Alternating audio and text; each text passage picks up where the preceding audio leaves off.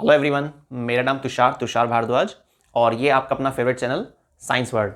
आज की वीडियो में हम क्लास 8th का एक इम्पॉर्टेंट चैप्टर नंबर 16 जिसका नाम है लाइट, इस चैप्टर के सभी इम्पॉर्टेंट टॉपिक को कवर करने वाले हैं। ठीक है, ये टॉपिक की लिस्ट है जो आपको इस चैप्टर में कवर करनी चाहिए।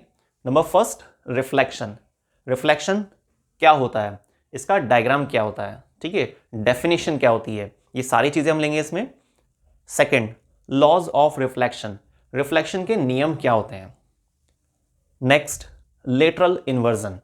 लेटरल इन्वर्जन का मीनिंग क्या है, क्या हम डेली लाइफ में इसका एग्जाम्पल देख सकते हैं। नंबर 4, रेगुलर और इरेगुलर सरफेस के आधार पर दो अलग अलग प्रकार से रिफ्लेक्शन देखा जाता है, रेगुलर रिफ्लेक्शन और इरेगुलर रिफ्लेक्शन। ठीक है। Next, number 5, mirror and it's uses. देखिए, मिरर कितने प्रकार के होते हैं और क्या उनके एप्लीकेशन है डेली लाइफ में, ये हमें मालूम होना चाहिए। नेचर ऑफ इमेज, ऑब्जेक्ट की इमेज होती है भाई, हर चीज़ की एक इमेज होती है ना, आपकी भी इमेज बनेगी, वो बाद में बनेगी जब हम चैप्टर को ध्यान से पढ़ेंगे। ठीक है, फिलहाल तो आप ऑब्जेक्ट है कोई, उस ऑब्जेक्ट की कोई इमेज बनकर आती है, ठीक, मिरर की हेल्प से या लेंस की हेल्प से, तो उस इमेज की कुछ पर्टिकुलर नेचर होती है। उस नेचर को हम कैसे फाइंड आउट कर सकते हैं, क्या उसके लिए कुछ नियम है, वो सब चीज़ें हम कवर करेंगे इसमें। नंबर 7, ह्यूमन आई। ह्यूमन आई की स्ट्रक्चर बनाई जाएगी यहाँ पर, और उसके क्या क्या पार्ट्स हैं, क्या उनके फंक्शन होते हैं, ये सारी चीज़ें टॉपिक नंबर 7 में कवर करनी है। Next, defect of human I. Human आई से रिलेटेड काफ़ी सारे डिफेक्ट होते हैं वैसे तो, पर दो इंपॉर्टेंट डिफेक्ट्स हैं जो आपको मालूम होनी चाहिए क्लास 8 के अकॉर्डिंग, वो है मायोपिया और हाइपरमेट्रोपिया। ठीक है, हम मायोपिया और हाइपरमेट्रोपिया में जो डिफेक्ट होता है किस वजह से होता है, क्या उसका ट्रीटमेंट है, और क्या हमें कौन सा लेंस है या कौन सा मिरर है, ठीक है, क्या चीज़ है जिसके ज़रिए हम उसमें करेक्शन कर पाते हैं। ठीक है, तो ये सारी चीज़ें आएंगी आपके पास टॉपिक नंबर 8 में। और लास्ट टॉपिक आएगा हमारा लेंस। लेंस क्या होते हैं और लेंस कितने प्रकार के होते हैं, तो ये सब चीज़ें। ठीक है, तो चलिए स्टार्ट करते हैं। Number first, reflection. देखिए, रिफ्लेक्शन को स्टार्ट करने से पहले हमें थोड़ा सा लाइट के बारे में मालूम होना चाहिए कि लाइट होती क्या है।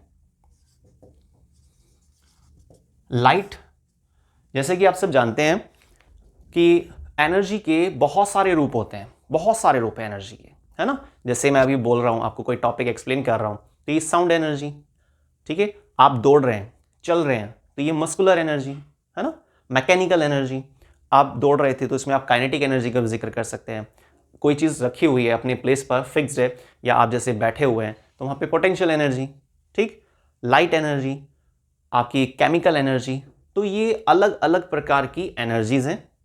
ठीक है, लेकिन अब उन सभी टाइप्स में से एक नाम, और वो क्या है, लाइट। तो light is a form of energy.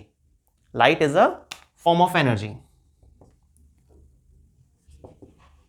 Light is a form of energy that help us to see an object clearly। ठीक है, तो light is a form of energy. Light एक रूप है एनर्जी का। ठीक है, एनर्जी के बहुत सारे रूप होते हैं, जैसे मैंने आपको भी एग्जांपल बताए हैं, विंड एनर्जी, है ना, तो ये सोलर एनर्जी, ऐसे बहुत सारे नाम होते हैं लाइट एनर्जी के। अगर आप अपने आसपास चेक करेंगे ना, तो आपको ज़्यादा नहीं तो 10 से 12 नाम देखने को मिलेंगे। ठीक है, तो लाइट के अलग अलग फॉर्म, एनर्जी के अलग अलग फॉर्म होती हैं, जिसमें से एक नाम वो है लाइट, जिस पर ये चैप्टर डिज़ाइन किया हुआ है। ठीक है, चैप्टर बहुत ज़्यादा इंपॉर्टेंट है क्योंकि ये 10th क्लास में फिर दोबारा से आपके सामने चैप्टर आने वाला है, और फिर 12th में दोबारा से आएगा। तो अच्छा है कि आप इस चैप्टर का बेसिक 8th क्लास में कवर कर लेते हैं, बहुत ज़्यादा इंपॉर्टेंट है। ठीक है ना। Light is a form of energy that help us to see, जो हमारी मदद करती है देखने में, एन ऑब्जेक्ट क्लियरली, और जिसकी मदद से हम किसी चीज़ को क्लियरली देख पाते हैं। अच्छा, आप एक बात बताइए, ये बोर्ड है, सिंपल बोर्ड है ना, ठीक है, कोई डिजिटल बोर्ड नहीं है, पर इस बोर्ड पर जो लिखा जा रहा है वो आपको दिखाई दे रहा है। ठीक है, तो इसका मतलब भाई लाइट तो नहीं है इसके अंदर, फिर क्यों दिखाई दे रहा है बताइए आप। जब कोई चीज जिसमें खुद से लाइट नहीं है ना, तो उसको आप देख पा रहे हैं, तो ऐसी चीजें किस तरह से दिख पा रही हैं, क्या लॉजिक क्या है इसमें? इसका सिंपल सा लॉजिक है कि इस बोर्ड के आसपास है ना, सराउंडिंग में कहीं ना कहीं लाइट का सोर्स है, वहां से लाइट रेज आ रही हैं, इस बोर्ड पर टकरा रही हैं, टकराने के बाद आसपास फैल रही हैं, ठीक है, और आप सब तक भी पहुंच पा रही हैं, इसीलिए आप इसको देख पा रहे हैं, ठीक है ना। तो लाइट क्या है? एक फॉर्म ऑफ एनर्जी है। अब सोचिए अगर उस लाइट को हम ऑफ कर देते हैं, उस सोर्स को थोड़ी देर के लिए ऑफ कर देते हैं, तो क्या इस बोर्ड पर जो लिखा हुआ है वो आपको दिखाई देगा? नहीं दिखाई देगा। तो इसलिए कहा जाता है light is a form of energy which help us to see an object clearly. तो लाइट एक एनर्जी का वो रूप है जिसकी मदद से आप चीजों को देख पाते हैं क्लियरली, ठीक है। तो ये लाइट की डेफिनेशन है, बहुत जरूरी है, चैप्टर के नाम को क्लियर करना सबसे ज्यादा इंपॉर्टेंट होता है, ठीक है। अब हम स्टार्ट करते हैं रिफ्लेक्शन से। ये हमारा फर्स्ट टॉपिक है, रिफ्लेक्शन।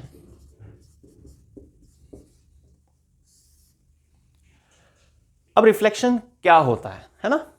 रिफ्लेक्शन एक ऐसी फिनोमेना है, रिफ्लेक्शन एक ऐसी घटना है जिसमें लाइट रेज आती हैं, टकराती हैं किसी सरफेस से, है ना, टकराने के बाद वापस चली जाती हैं।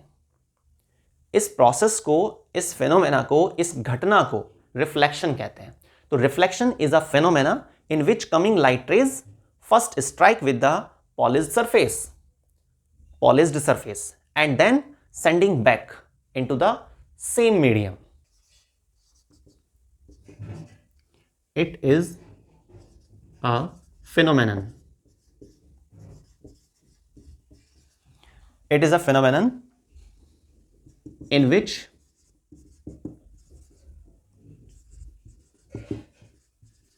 coming light rays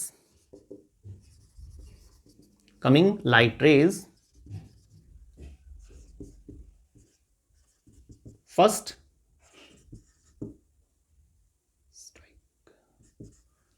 strike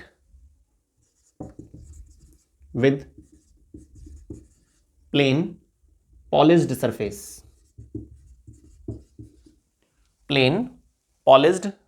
surface and then sending back into same medium, ठीक है। तो लाइट रेज जब आती हैं, टकराती हैं, है ना, first strike with the plane polish surface and then sending back into the same medium, इस फिनोमेना को या इस प्रोसेस को हम रिफ्लेक्शन कहते हैं। क्लियर? देखिए मैं इसका डायग्राम बना देता हूं। यहां पे ये कोई आपके पास सरफेस है, इसमें आप ऐसे ना डिजाइन सा बना देना, तो इसको पॉलिश्ड सरफेस कंसिडर किया जाएगा, है ना। पॉलिश सरफेस है ये, प्लेन पॉलिश सरफेस। ये कैसे? परपेंडिकुलर लाइन डालना है इसको, बिल्कुल स्ट्रेट लाइन डल रही है ना 90 डिग्री के हिसाब से।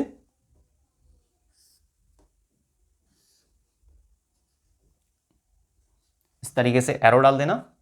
ये जो लाइन है ना, इसको क्या बोलते हैं? जो परपेंडिकुलर लाइन थी, नॉर्मल बोलते हैं इसको।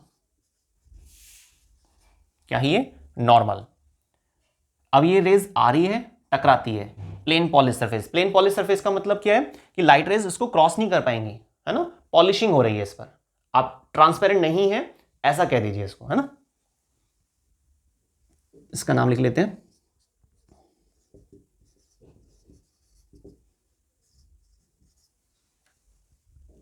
इंसिडेंट रे, है ना। ये स्मॉल आई, ये जाने वाली रेज टकराने के बाद स्मॉल आर, ठीक है। तो इंसिडेंट रे, रिफ्लेक्टेड रे। तो जाने वाली रेज को क्या बोलते हैं? Reflected ray.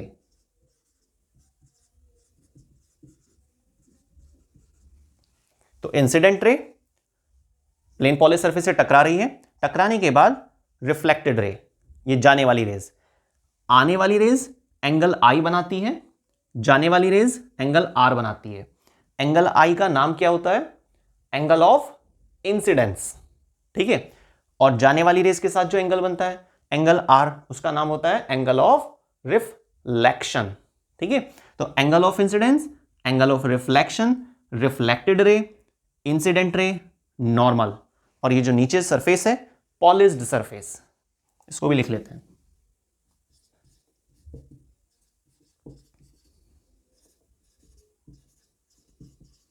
Polished surface. तो ये आपके पास रिफ्लेक्शन की डेफिनेशन हुई। मैं आपको डेफिनेशन मैच करा देता हूं एक बार इससे डायग्राम से कि भाई कैसे मैचिंग हो रही है।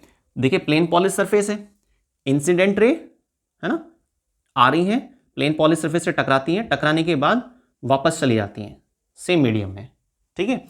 अब सेम मीडियम का मतलब क्या है, ये पूरा एक मीडियम है, एयर मीडियम कोई भी हो सकता है, पानी हो, हवा हो, या कुछ भी इस तरह से। तो ये पूरा एक मीडियम है, तो इसी मीडियम में रेज वापस चली गई है, ठीक है। तो रिफ्लेक्शन क्या है, एक फिनोमेना जिसमें कोई भी लाइट रेज आती है, प्लेन पॉलिश सरफेस से टकराती है, टकराने के बाद वापस उसी मीडियम में चली जाती है जिस मीडियम से वो आई थी। क्लियर हुआ? इसको थोड़ा हाईलाइट कर लेते हैं। ये नॉर्मल, रिफ्लेक्टेड रे, ये इंसिडेंट रे, ठीक है। तो फर्स्ट हमारा ये टॉपिक कंप्लीट हो गया है ना।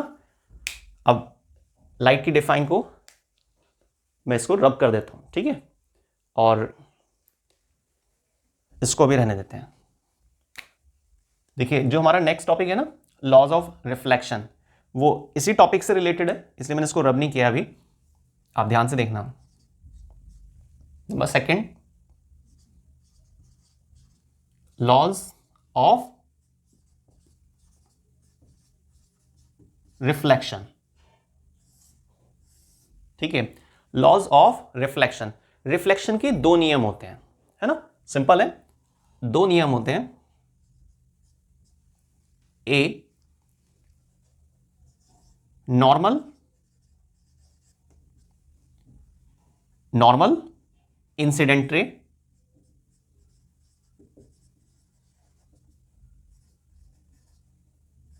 And reflected ray.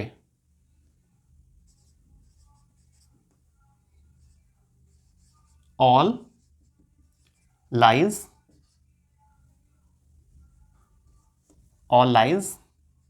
In same medium, ठीक है।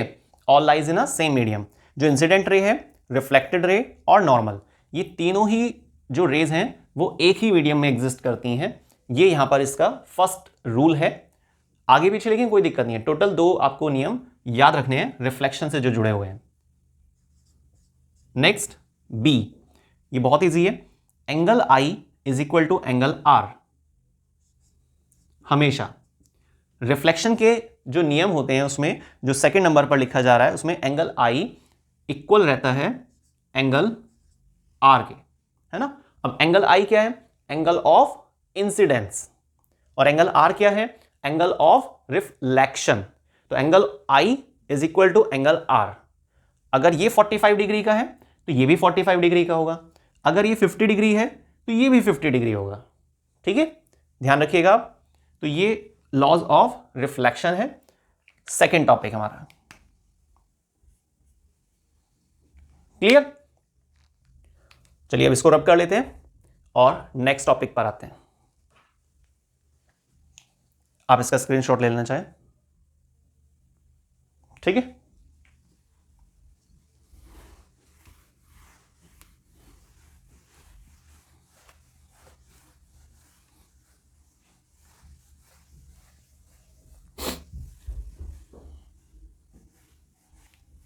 अब देखिए जो हमारा थर्ड टॉपिक है ना, लेटरल इन्वर्जन। लेटरल इन्वर्जन को स्टार्ट करने से पहले हमें एक छोटी सी चीज मालूम होनी चाहिए कि ल्यूमिनस और नॉन ल्यूमिनस ऑब्जेक्ट क्या होते हैं। कौन से? ल्यूमिनस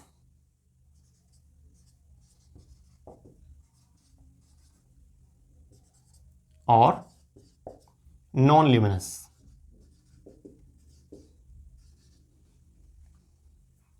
ल्यूमिनस ऑब्जेक्ट और नॉन ल्यूमिनस ऑब्जेक्ट। ठीक है, देखिए ल्यूमिनस ऑब्जेक्ट उन्हें कहा जाता है जिसके पास अपनी खुद की लाइट होती है ना। अब आप सोचकर बताइएगा मेरे को कि क्या ल्यूमिनस ऑब्जेक्ट में हम ह्यूमन को प्लेस कर सकते हैं? उसके पास अपनी लाइट है, चमकता है वो रात को, नहीं ना। तो इसका मतलब ह्यूमन एज अ एग्जांपल किस में प्लेस करना चाहिए, ल्यूमिनस में या नॉन ल्यूमिनस में? तो वो आपको कहां पर रखना होगा, नॉन ल्यूमिनस की लिस्ट में। तो ऐसी चीजें जिसके पास अपनी खुद की लाइट नहीं है तो वो सब किस में आती हैं, नॉन ल्यूमिनस में। बहुत सारे केस हो सकते हैं, चेयर, ठीक है,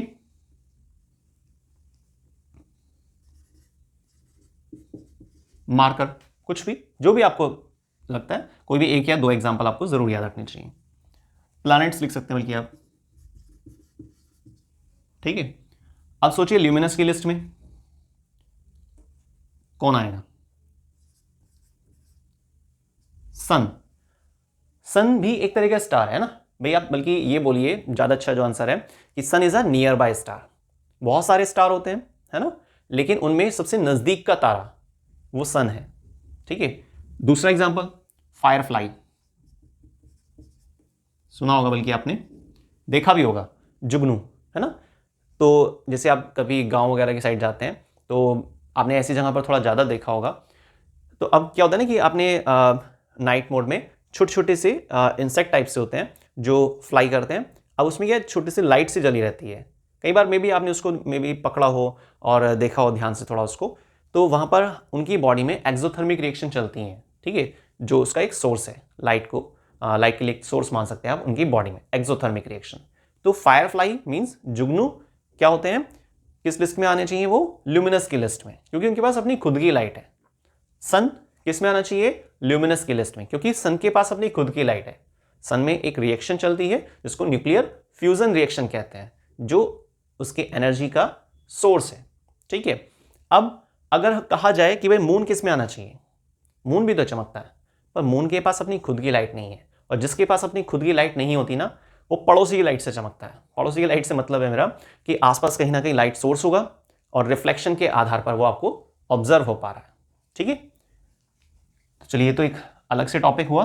नेक्स्ट स्टार्ट करते हैं, नंबर थर्ड। नंबर थर्ड हमारा है लेटरल इन्वर्जन। लेटरल इन्वर्जन, ठीक है।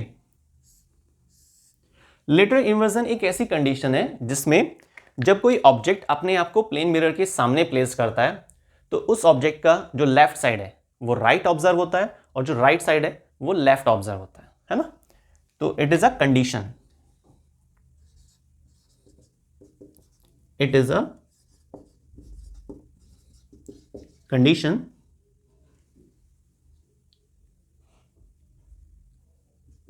in which left side of an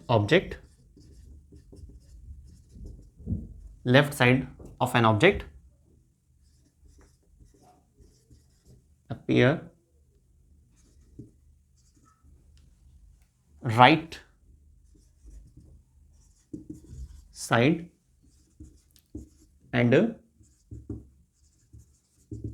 right side appear as left side,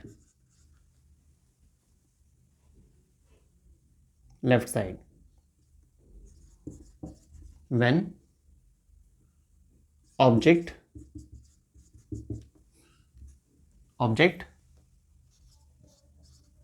placed in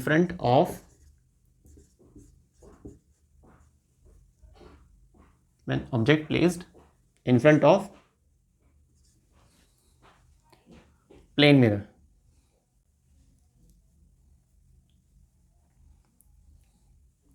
placed in front of plane। तो लेटर इन्वर्जन क्या है, एक ऐसी कंडीशन होती है, एक ऐसी स्थिति होती है जिसमें जो लेफ्ट साइड होती है ना वो राइट दिखाई पड़ती है और जो राइट साइड होती है वो लेफ्ट दिखाई पड़ती है। लेकिन ऐसा कब होता है, जब आप अपने आप को प्लेस करते हैं किसी प्लेन मिरर के सामने।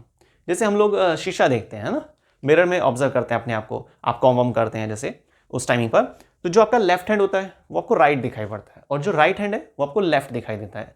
तो ये क्या है ना, एक तरह का लेटरल इन्वर्जन होता है।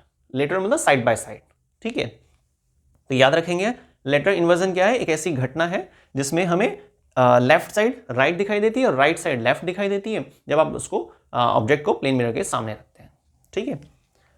क्लियर है।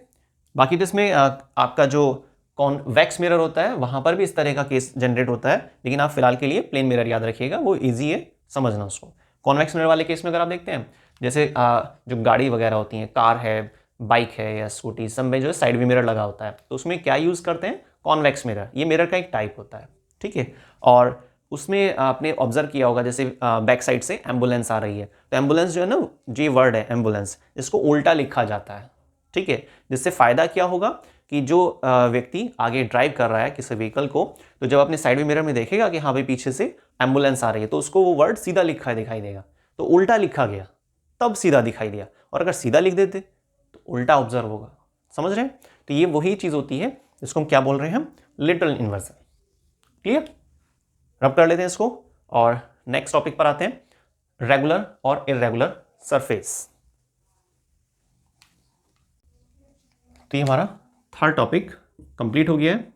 अब फोर्थ पर हम आ चुके हैं। Number fourth, regular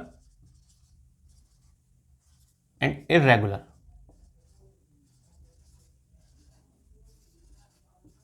surface. देखिए इसमें डायग्राम बहुत इंपॉर्टेंट है, बहुत छोटा सा डिफरेंस होता है, अब डायग्राम से समझ जाएंगे इसको।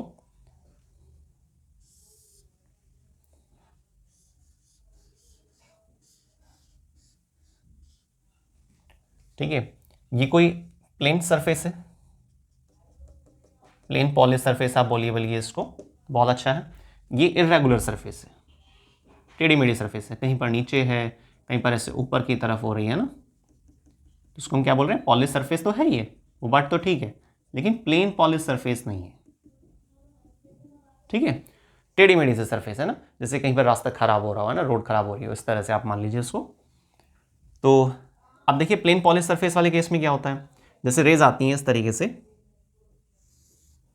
ये हमने करीब 2 रेज डाली, एक और डाल देते हैं, ये 3 रेज डाल दिया। ये इंसिडेंट रे हैं, ये सभी क्या है, ये इंसिडेंट रे, ये से रेज टकराकर वापस जा रही है। आप ध्यान से देखिए, जाने वाली भी सभी रेज क्या है, आपस में पैरेलल है। इंसिडेंट रे भी पैरेलल है ना, सेम सोर्स से आ रही है, और जाने वाली जो रेज है वो भी पैरेलल है। अब अगर हम इस वाले डायग्राम को कवर करते हैं तो इसमें क्या होता है, देखिए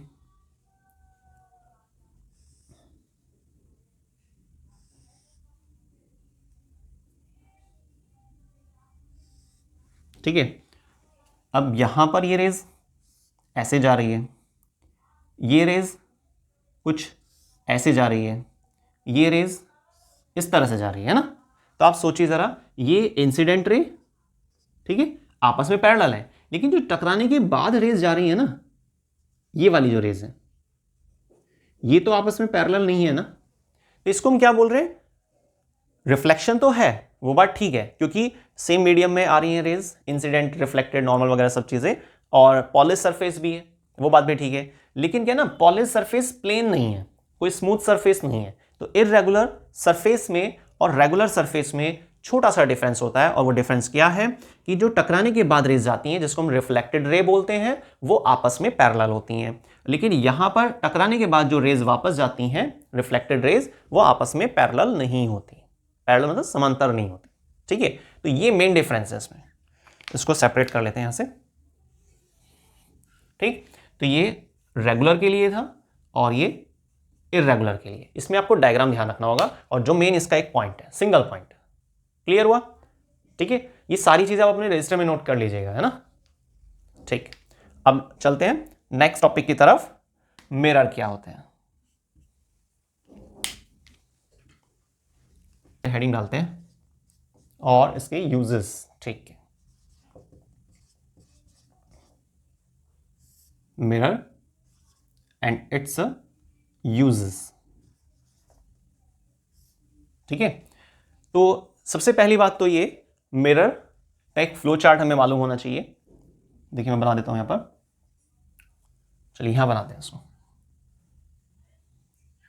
मिरर दो प्रकार के होते हैं, प्लेन मिरर है ना, प्लेन मिरर, और एक आपका दूसरा मिरर होता है जिसको हम क्या बोलते हैं, स्फेरिकल मिरर। क्या बोलते हैं उसको, स्फेरिकल मिरर, स्फेरिकल मिरर। तो हमारे पास मिरर जो होते हैं ना वो दो प्रकार के होते हैं, प्लेन मिरर और स्फेरिकल मिरर। प्लेन मिरर तो आपको मालूम है ही, जो हम दिन में करीब 3 से 4 बार भी देखते हैं ना, शीशा जो देखते हैं हम अपना, और कि हम कैसे लग रहे हैं फ्रंट से साइड से, ये सब चीज़ें ना, वो पता है आपको, ठीक है। तो प्लेन मिरर होता है वो, है ना। लेकिन जो स्फेरिकल मिरर है, स्फेरिकल मिरर दो प्रकार के हो सकते हैं। First concave mirror,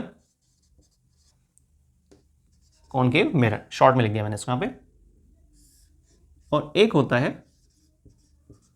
convex. देखिए डिफरेंस है दोनों में, कॉनकेव मिरर, कॉनवेक्स मिरर। अब इनका मीनिंग क्या है, डायग्राम क्या हो सकता है इसमें, है ना। कॉनकेव मिरर की स्ट्रक्चर इस तरीके से बनाई जाती है, ये पॉलिश सरफेस। जो कॉन्वेक्स मिरर है इसको कुछ ऐसे बनाया जाता है, ये पॉलिश सरफेस हो गई, ठीक है। ये कैसे प्रिंसिपल एक्सिस होती है, क्या बोलते हैं इसको, प्रिंसिपल एक्सिस, है ना। जब ये मिरर को टच करती है, जिस पॉइंट पर टच करती है उसको बोलते हैं पोल पॉइंट, है ना। सर्टेन डिस्टेंस पर आप मार्क कर देंगे फोकस पॉइंट। जितनी डिस्टेंस होती है ना एफ और पी के बीच की, इसको फोकल लेंथ कहते हैं। इसी डिस्टेंस को आप डबल करेंगे, एक और पॉइंट आ जाएगा, ये हो जाएगा centre point. Centre of curvature भी कह सकते हैं, सेंटर पॉइंट भी कह सकते हैं, ठीक है। तो सेंटर पॉइंट से लेकर फोकस पॉइंट के बीच की डिस्टेंस बराबर होती है फोकस पॉइंट और पोल पॉइंट के बीच की डिस्टेंस की। बस आपको ध्यान ये रखना है कि ये जो डिस्टेंस है ना, ये इस वाली डिस्टेंस के इक्वल रखनी है, ठीक है। सी से लेकर जो पी तक के लिए डिस्टेंस है उसको हम आर बोलते हैं, रेडियस, और एफ से लेकर जो पी तक की डिस्टेंस है उसको हम फोकल लेंथ कहते हैं। क्या कहते हैं उसको, focal length, small F. Same इसी तरह से यहां पर है, पर ये कॉन्वेक्स मिरर है। ये पोल पॉइंट, ये फोकस पॉइंट, डबल करेंगे इसको सेंटर पॉइंट, ठीक है। पोल पॉइंट से फोकस पॉइंट तक की डिस्टेंस को क्या बोलते हैं, फोकल लेंथ, और पोल पॉइंट से लेकर सेंटर तक की डिस्टेंस को क्या बोलते हैं, क्या बोलते हैं इसको, रेडियस, रेडियस ऑफ कर्वेचर भी कह सकते हैं इसको। अब दोनों में डिफरेंस क्या है, ध्यान से देखना आप। ये जो मैंने से शेप बनाई ना, जिसको हम कॉनकेव मिरर बोल रहे हैं, कॉनकेव मिरर की दो साइड है, एक अंदर की तरफ और एक बाहर की तरफ, जहां पे डिजाइनिंग बनी होती है। तो जो डिजाइन वाली साइड है इसको हम बोलते हैं पॉलिश्ड सरफेस। क्या बोलते हैं इसको, पॉलिश्ड सरफेस। तो ये जो पॉलिश सरफेस है वो सेंटर की तरफ नहीं है, रिफ्लेक्टिंग सरफेस सेंटर की तरफ है ना। और यहां पर पॉलिश्ड सरफेस सेंटर की तरफ है, ठीक है। इस पॉइंट को बल्कि लिख लेते हैं, अच्छा रहेगा ना, याद रहेगा उससे आपको। Polished surface, polished surface toward centre, polished surface toward centre, और यहां पर रिफ्लेक्टिंग सरफेस है ना, reflecting surface toward centre, toward C. Symbol याद रखिए तो और भी अच्छा रहेगा, टुवर्ड सी, ठीक है। तो ये मेन डिफरेंस हुआ कॉनकेव मिरर और कॉन्वेक्स मिरर में। इसको ऐसे पार्टीशन सा कर लीजिए आप। तो reflecting surface toward centre, polished surface toward centre. Clear है ना। अच्छा, इसमें एक चीज और आप याद रखिएगा, फोकल लेंथ जो होती है ना कॉनकेव मिरर में नेगेटिव होती है, और यहां पर फोकल लेंथ पॉजिटिव होती है। इस चीज़ को ज़रूर याद रखना ना, ये डिफरेंस के तौर पर काम आएगा आपके। क्लियर? अब हम एक बार ये जो सिंबल्स आ रहे हैं ना, इनको यहाँ पर लिख लेते हैं, तो थोड़ा उससे हेल्प मिलेगी आपको। Small F focal length, capital F focus point, C centre of curvature, R centre भी लिख सकते हैं, इसमें कोई दिक्कत नहीं है ना, आर रेडियस, एक मिनट, रेडियस, ठीक है। और क्या रह गया, पी रह गया ना, पी पोल पॉइंट है। क्लियर हो गया? तो ये पॉइंट्स हैं जो आपको कॉनकेव और कॉन्वेक्स मिरर में ध्यान रखने हैं, ठीक है। अब एक बार यूजेस और सुनते हैं ना। देखिए कॉन्वेक्स मिरर का जो इस्तेमाल किया जाता है ना, वो किस में किया जाता है? साइड व्यू मिरर में। व्हीकल्स में जो साइड व्यू मिरर होता है, कार में, बाइक में, स्कूटर में, स्कूटी में, तो जो साइड व्यू मिरर होता है वो कौन सा होता है? Convex mirror. कॉन्वेक्स मिरर की एक खास बात होती है, वो हमेशा इमेज को सीधा बनाता है। कॉन्वेक्स मिरर की खास बात क्या है? वो हमेशा इमेज को सीधा बनाता है, मैग्नीफाई नहीं कर पाता है, चीजों को बड़ा करके नहीं दिखा पाएगा, पर हमेशा सीधा बनाएगा। ये चीज आपको ध्यान रखनी है, कॉन्वेक्स मिरर, ठीक है। अब ये तो इसके लिए एक यूज हुआ, लेकिन अगर आप देखते हैं कि भाई कॉन्वेक्स मिरर है ना, कॉन्वेक्स मिरर आप सीधा बना रहा है, बात ठीक है। तो अगर बात की जाए कि जो डेंटिस्ट होते हैं, डेंटिस्ट का क्या वर्क होता है कि भाई दांतों में कोई प्रॉब्लम है, उस चीज़ को वो देखना चाह रहे हैं, पर लेकिन इतना फाइन एरिया होता है कि उसको कैसे ऑब्जर्व करेंगे, तो इसलिए वो लोग क्या करते हैं, एक ऐसे मिरर का इस्तेमाल करते हैं जो चीज़ों को बड़ा करके दिखा सकता है, चीज़ों को मैग्नीफाई करके दिखा सकता है। और सोचिए कॉन्वेक्स मिरर तो इस लिस्ट से बाहर हो गया है, क्योंकि कॉन्वेक्स तो हमेशा सीधी इमेज बनाता है और बड़ी इमेज नहीं बना पाता है ना। साइड व्यू मिरर में इसे इस्तेमाल किया जाता है। बस इसकी क्वालिटी सिर्फ इतनी थी कि जैसे जैसे ऑब्जेक्ट पास आता है ना, तो धीरे धीरे उसका साइज, उसकी इमेज का साइज बढ़ने लगता है, ठीक है। पर ओवरऑल ये मैग्निफिकेशन नहीं कर पाता है, ठीक है। क्लियर? अब एक दूसरी बात, जो कॉनकेव मिरर है, तो जो डेंटिस्ट इस्तेमाल करते हैं ना, तो डेंटिस्ट का क्या वर्क होता है कि बहुत फाइन एरिया को विजुअलाइज करना, उसे देख पाना। तो ऐसे में कॉन्वेक्स मिरर तो काम नहीं आ पाएगा, क्योंकि वो तो मैग्नीफाई करता ही नहीं है, ठीक है ना। तो इसलिए कॉनकेव मिरर का वहां पे इस्तेमाल किया जाता है, जिससे बड़ी इमेज बनकर आती है, काफी बड़ी इमेज बना सकता है कौन? Concave mirror. पर कॉन्वेक्स मिरर ऐसा नहीं कर सकता है। क्लियर? अब चलते हैं नेक्स्ट टॉपिक नंबर 6 पर। Number 6, nature of image. Nature of image, अब देखिए ऑब्जेक्ट, कोई भी ऑब्जेक्ट हो, उसकी अपनी एक इमेज जरूर होती है। इमेज छोटी बन सकती है, सेम साइज में हो सकती है, या ऑब्जेक्ट की इमेज बड़ी भी हो सकती है, मैग्नीफाइड इमेज भी हो सकती है, ठीक है। अब देखिए क्या होता है ना कि 8th में इमेज फॉर्मेशन के जो रूल्स होते हैं, ये सब चीज़ें तो नहीं है ना। पर लेकिन मैं आपको एक रे डायग्राम बनाकर दिखाता हूँ, ठीक है, एक एग्जांपल के तौर पर। और उसमें जो इमेज होगी, उस इमेज की नेचर को निकालने के क्या नियम होते हैं, वो हम उस एग्जांपल के जरिए समझ पाएंगे, ठीक है। देखिए जैसे कि कोई कॉनकेव मिरर है,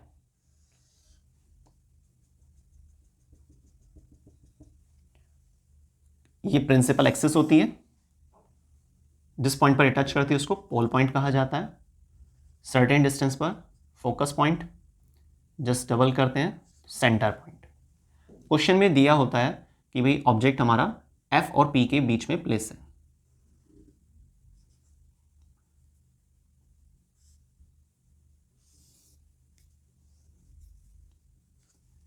ये ऐसे कोई रेस जा रही है,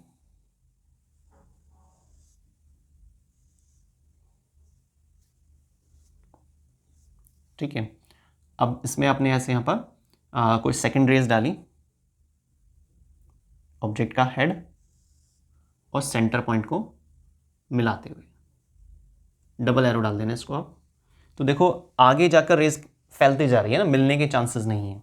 थोड़ा और बना के देख लो आप इसको, आप स्केल से बनाएंगे ना बिल्कुल एग्जैक्ट बनेगा डायग्राम। लेकिन आगे इधर की साइड अगर आप राइट साइड बढ़ाते हैं तो इसके मिलने के चांसेस है ना। तो जिस तरफ मिलने के चांस होते हैं उसको आप ऐसे डॉटेड करके बढ़ा देते हैं। इसका मतलब कहीं ना कहीं तो ये इंटरसेक्ट करेंगी, और जहाँ पर भी ये रेज आपस में इंटरसेक्ट करती हैं ना, उसको प्रिंसिपल एक्सिस तक मिला देंगे और ये आपकी इमेज बन गई है। ये ऑब्जेक्ट है, ये इमेज है।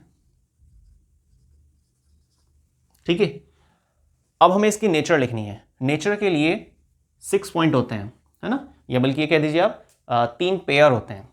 क्या क्या है वो नेचर ऑफ इमेज के लिए? यहां पर हेडिंग डालते हैं इसका।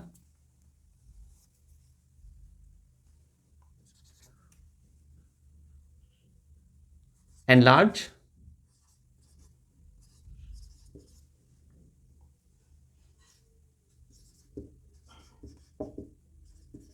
डिमिनिश।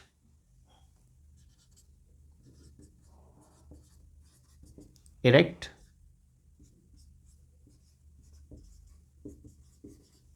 इन्वर्टेड।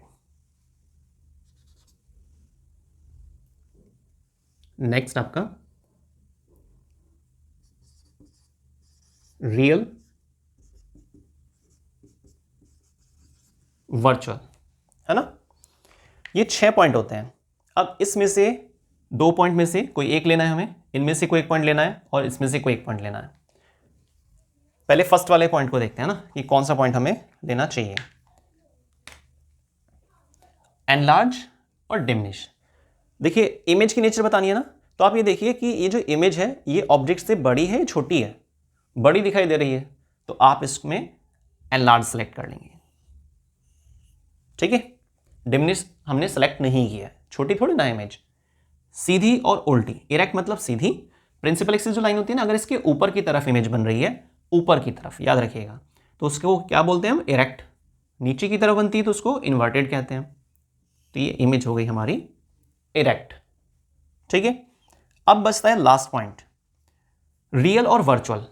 ध्यान से देखिएगा, मिरर के केस में, चाहे वो कॉनकेव मिरर हो या वो कॉन्वेक्स मिरर हो, पी पॉइंट से अगर राइट साइड में इमेज बनती है तो उसको क्या बोलते हैं? वर्चुअल एरिया है। ये सारा कैसा एरिया होता है? वर्चुअल। ये बात आपको ध्यान रखनी है। और यहां पर जो इमेज बन रही है ना, ये वर्चुअल साइड बन रही है, तो इसलिए हमें ये सेलेक्ट करना होगा। क्लियर? अगर बाई चांस इमेज बनती लेफ्ट साइड में तो हम सेलेक्ट करते रियल। मिरर के केस की बात चल रही है, लेंस में नहीं। तो ये मिरर के रूल हैं नेचर ऑफ इमेज को बनाने के लिए। ठीक है, कि किसी ऑब्जेक्ट की नेचर उसकी इमेज के आधार पर किसी भी ऑब्जेक्ट की जो इमेज बन रही है उसकी क्या नेचर हो सकती है। क्लियर हुआ आपको? तो ये हमारा नंबर 6 पॉइंट। आज की वीडियो में आपने फर्स्ट से लेकर 6 पॉइंट तक कवर किया। बाकी जो हमारे टॉपिक है नंबर 7, नंबर 8 और नंबर 9, क्योंकि 7 जो टॉपिक है उसमें थोड़ा डिटेल ज़्यादा आएगी, उसको हम कवर करते हैं नेक्स्ट सेकेंड पार्ट में और नेक्स्ट वीडियो में। ठीक है, तो आज की वीडियो में बस इतना ही। मिलते हैं नेक्स्ट वीडियो में और बाकी के 3 टॉपिक के साथ। और प्लीज़ अगर आपको वीडियो पसंद आई, आपको लगा कि एक्सप्लेनेशन काफ़ी अच्छी है, आपको टॉपिक्स क्लियर हुए और वीडियो आपके लिए लाभदायक साबित हो रही है, तो आप इसको लाइक कीजिएगा, शेयर कीजिए, कमेंट कीजिए। और अगर आपने हमारे चैनल को सब्सक्राइब नहीं किया है तो प्लीज़ आप उसे सब्सक्राइब कीजिए और मैक्सिमम शेयर कीजिए। मिलते हैं नेक्स्ट वीडियो में बाकी के टॉपिक्स के साथ। धन्यवाद।